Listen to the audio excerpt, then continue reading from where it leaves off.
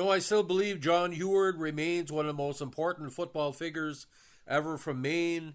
As a player, he played the NFL with 3 teams, played the CFL with the Alouettes, a noted coach, and his time with the Toronto Argonauts in their kind of rebuilding year was very important to our Canadian Association.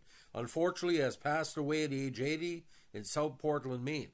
Now, John Huard was an American football player and coach. He played college football as a linebacker for the Maine Black Bears and was inducted into College Football Hall of Fame. He played 8 seasons of pro football, 6 in the NFL and 2 in the Canadian Football League. He was also the head football coach at Acadia University, and the Maine Maritime Academy was the head coach of the CFL's Toronto Argos. He played college football at the University of Maine for the Black Bears from 64 to 66. He was a 2-time first-team Little All-American, 65-66, and helped lead the Black Bears to the 65 Tangerine Bowl. He held the team record for most tackles in the season, most tackles in a single game, and longest interception return at the time of his graduation. The native of Waterville in 2003 was the first player inducted in the Ring of Honor at Alphon Stadium.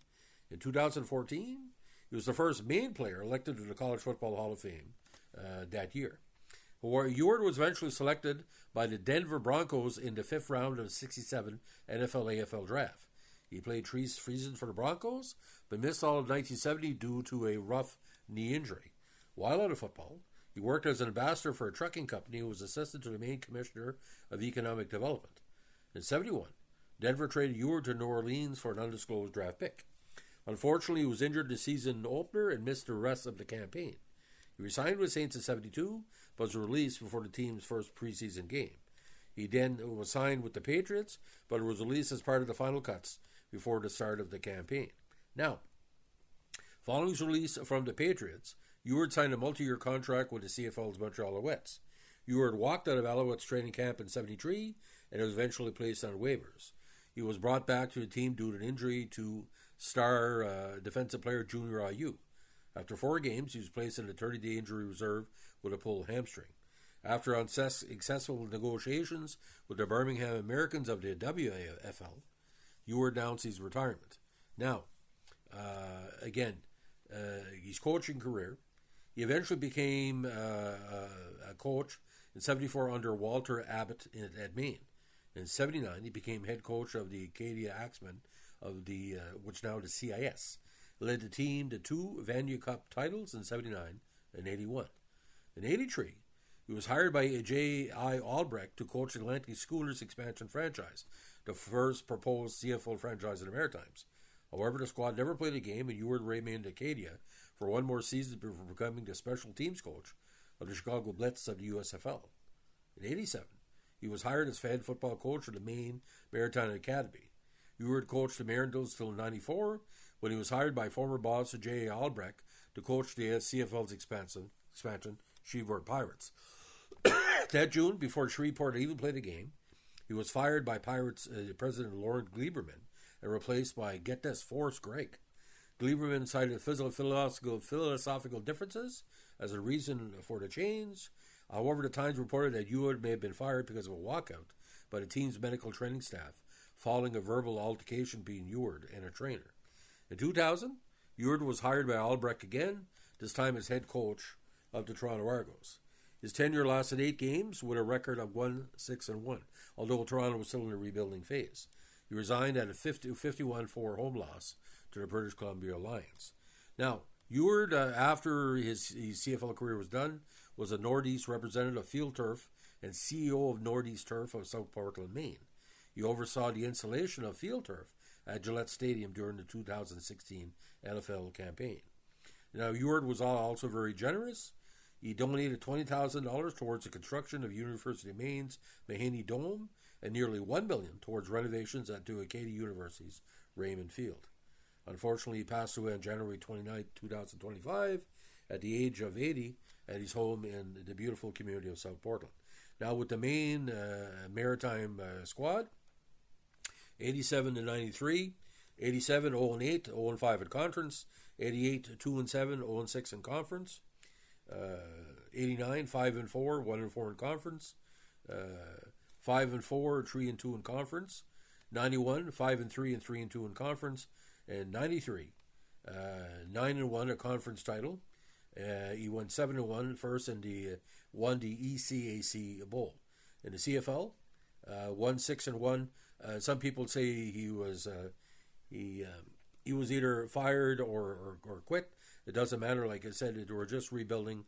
There was no sense that the Argos could have won with anything. With the rebuild as the time. Now, the time with the time with the Alouettes was a great time for the league because Montreal was building. Marv Levy also was in that mix later on, but they were trying like different prospects. And Huard was a great player, but the injuries got to him. Now, according to CentralMaine.com, called Maine's only college Hall of Famer, this is what he said a little bit in the story. It's quite interesting, ladies and gentlemen. Now, it's to say that John Huard was a tough player would be an understatement, because you got to understand, ladies and gentlemen, when you're dealing with all the pressures he was in, it's something that has to be really respected. Now, again, according to the CentralMaine.com article, this is what some people said in the write-up. Now, this is what he said in the write-up. I'll let my story well, what it talked about the fact that he was dedicated to be part and do his best for any team he was part of. He was always a person that was determined to do the best in the sport that he loved. Now, just to recap, ladies and gentlemen, and you can read the article at CentralMaine.com. Don't let me allow it to read it because I thought it was a free article. We'll get that in a second. As a player, again, Denver Broncos, who drafted him round 5, pick 113. New Orleans Saints, 71-72. Patriots didn't play but was signed to the team, 72 as well. And the Alouettes between 72 and 73. And as a coach, Maine, 74-78, offensive line. Acadia, 79-93, head coach. Chicago Blitz, 84, special teams. Maine Maritime Academy, head coach, again, 87-93. And Toronto Argos, 2000. So again, from 74 to 2000, again, a very, very elite squads he was part of. Never took a break, ladies and gentlemen. Again, two-time first team Little All-American, 65-66. Second team All-East in 66. And career NFL stats, 6 interceptions, 1 fumble recovery. Now, College Football Hall of Fame, because obviously, in the history of Maine sports, he's probably the name that's on everybody's lips. And it takes a lot for even the CFL fans to know that when John Huard came in.